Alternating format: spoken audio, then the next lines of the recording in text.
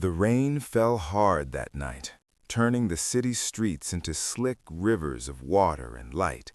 Neon signs flickered above, reflecting on the puddles like shards of broken glass. The city never slept, yet in its noisy chaos, a small, dirty boy sat huddled in a narrow alley. His tattered blanket did little to shield him from the cold. Every drop of rain soaked through his thin clothes, chilling him to the bone. He shivered, curling into himself, trying to find some warmth. His stomach growled, a dull, constant reminder that he hadn't eaten in a day. He pulled his little blanket tighter and crawled over to a pile of discarded scraps near a dumpster, hoping for something to eat. People rushed past him, busy with their lives, never noticing the boy crouched in the shadows. He had long stopped hoping for anyone to care.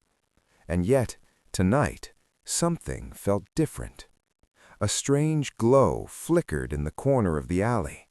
At first, he thought it was just the neon lights reflecting off the wet pavement.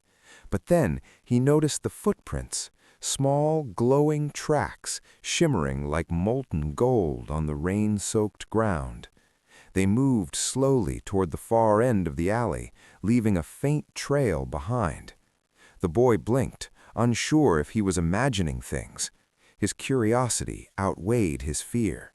He leaned closer, following the footprints. Then he heard it, a soft, almost musical whimper. It was faint, but it made him stop in his tracks. The boy's heart raced. No one had ever made a sound like that here. No child, no animal, no human at all. With cautious steps, he followed the sound deeper into the alley. And there it was, a tiny dragon, no bigger than a cat, shivering in the rain. Its scales were wet and dull, and one of its small wings was bent awkwardly. Its golden eyes, wide and frightened, fixed on the boy. Despite its size, the dragon radiated a strange energy, almost alive, almost magical. The boy froze for a moment. He had never seen anything like it, and yet instinctively he knew what he had to do. He crawled closer, whispering softly so as not to scare the little creature. "Hey, it's okay. I won't hurt you." The dragon tilted its head, studying him. Its whimpers slowed. The boy noticed its trembling, its fragile body shaking in the cold.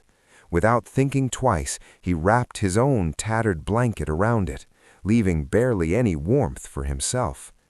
"Here," he said gently. "You can share with me. It's okay." The dragon hesitated for a heartbeat, then nuzzled against him, seeking the little bit of warmth he could give. Its soft, fiery breath puffed in tiny clouds into the cold air. The boy smiled faintly, brushing the wet hair from his face.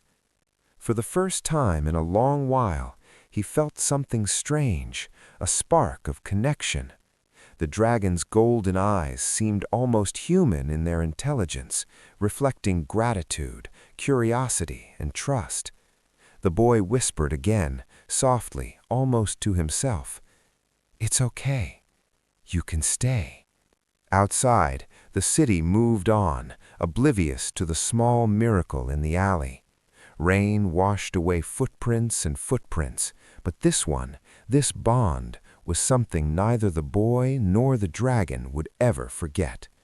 They huddled together, two forgotten souls in a city that never cared. And as the storm continued to pour, a quiet warmth began to grow between them, a fragile promise that neither time nor danger could easily break. Tonight, the boy had found more than a dragon. He had found a friend. Night after night, the boy returned to the alley. He carried small scraps of food he could find, bits of bread, leftovers, anything that might fill the tiny dragon's stomach. He always moved carefully, keeping his presence quiet so no one would notice him. The city streets were not safe, especially for someone like him. Yet Each evening he found himself drawn back to the dragon, unable to leave it alone. At first, the dragon had been wary. It shivered at every sound, at every shadow. But slowly it began to trust him. They did not speak words, but they did not need to. A tilt of the head, a small nuzzle, a shared glance, they communicated in ways that needed no voice. A bond was forming, quiet and strong, like the soft roots of a tree growing deep beneath the soil. The city around them was dangerous. Hunters roamed the streets, looking for rare creatures to capture. Thieves lurked in dark corners, always ready to steal anything of value. Even stray animals prowled the alleys, snapping and growling at anything that moved. Each night, the boy learned to be alert. Each night he taught the dragon to hide, to stay still, to trust in his guidance. Despite the danger, the dragon began to recover. Its scales, once dull and soaked from the rain, started to shine faintly, glowing in the darkness like tiny embers. It could breathe small sparks of flame now, harmless but warm. Its wings, still weak, twitched with growing strength. The boy watched with awe, amazed that this fragile creature could carry such power within it. He whispered words of encouragement, even though he knew the dragon did not understand him fully. One night, as the boy crept through the narrow streets toward the alley, he sensed a presence behind him. A shadow moved with his every step. He froze, heart pounding. He glanced back. A figure, tall and covered in a dark cloak, followed silently. The boy's stomach turned cold. He quickened his pace, clutching the scraps of food in his hand. The dragon, sensing the danger even before the boy, hissed sharply. Flames flickered from its tiny mouth, glowing in the dark alley like warning lights. The figure stopped, taken aback, but did not leave. The boy and dragon pressed closer together, their silent trust now a shield against the unknown threat. In that moment, the boy realized something important. The dragon was not just a fragile creature, it was a companion, a guardian, and a friend. It had begun to fight for him, just as he had fought for it.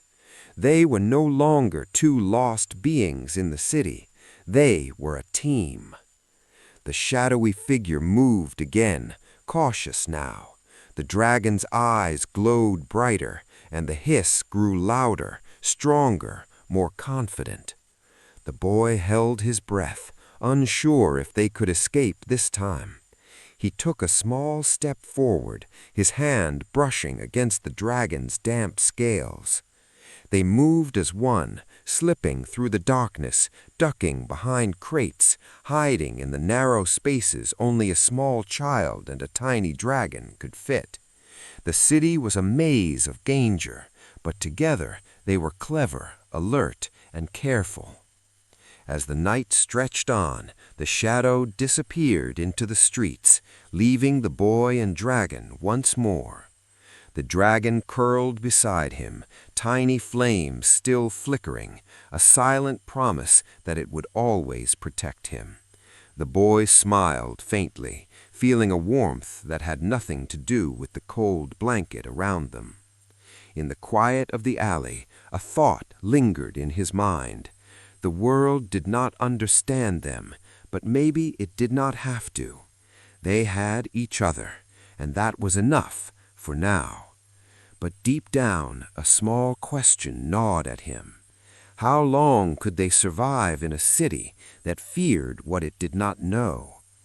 The night seemed to answer with the soft crackle of the dragon's flames and the gentle rustle of the rain, a warning that danger was always near, and that their bond, fragile though it was, might be the only thing that saved them.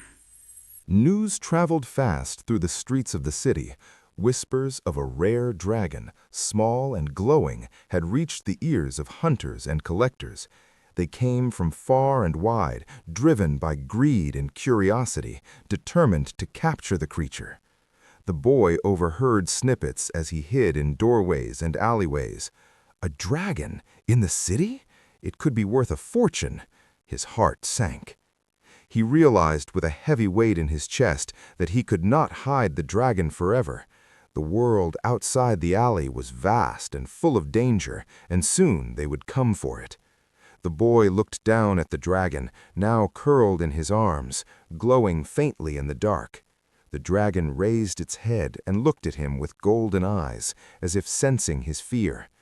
The boy whispered, "We need to be careful. We have to move." That night, the city became a maze of shadows and danger. As the boy carried the dragon through narrow streets, he could hear footsteps behind him, guards and hunters moving swiftly, scanning every corner. He ran faster, dodging crates, jumping over puddles, his lungs burning from exertion. The dragon, small but alive with energy, hissed and flickered tiny sparks of flame, startling their pursuers for a brief moment. As they turned a corner, the dragon did something unexpected.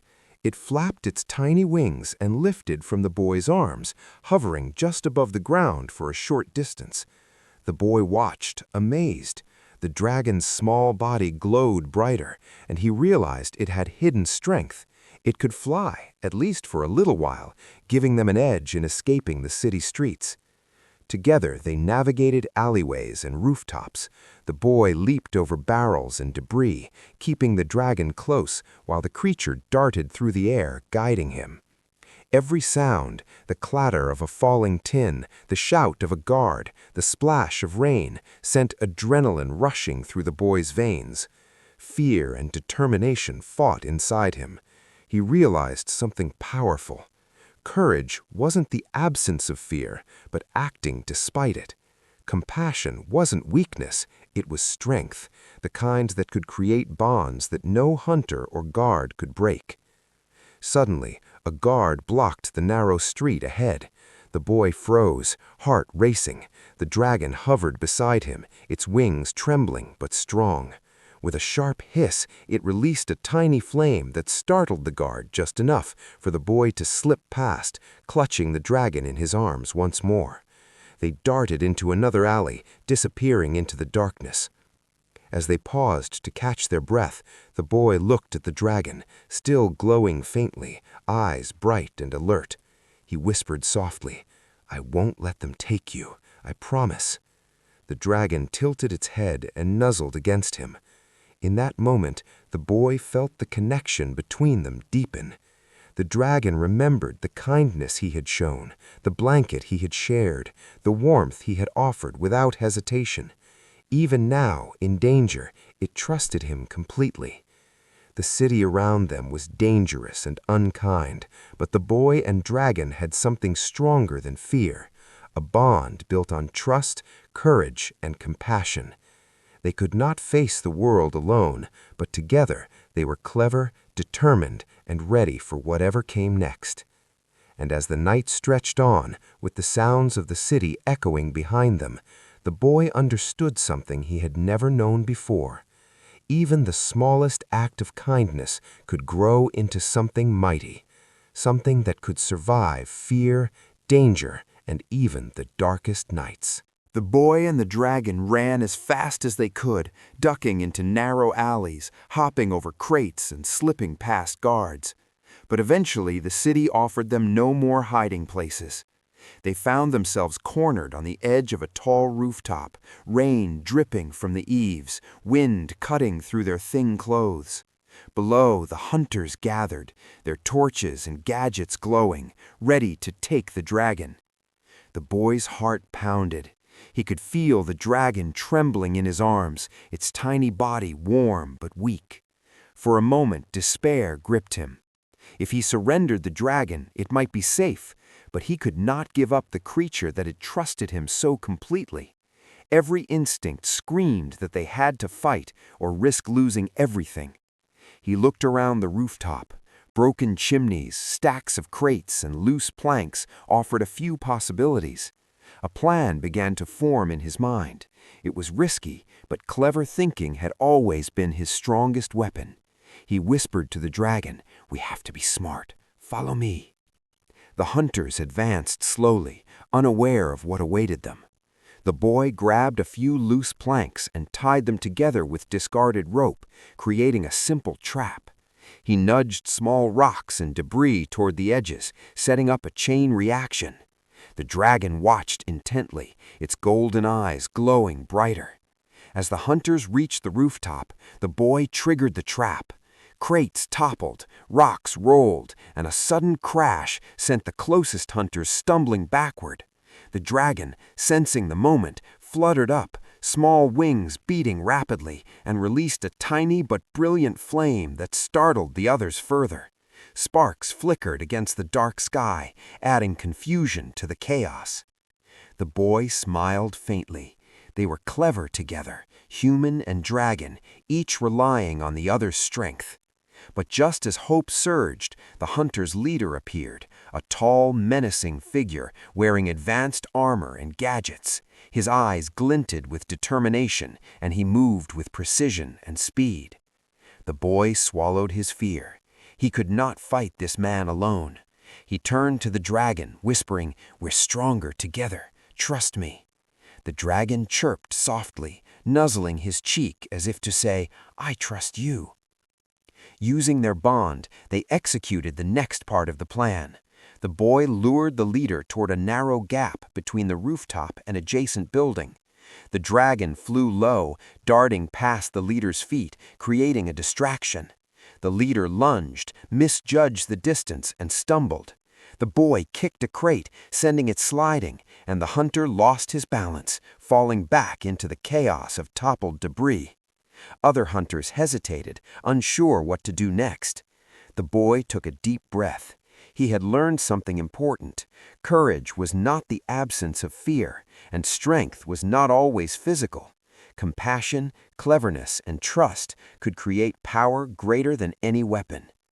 The dragon circled him, glowing faintly in the darkness, and the boy felt a wave of pride and relief.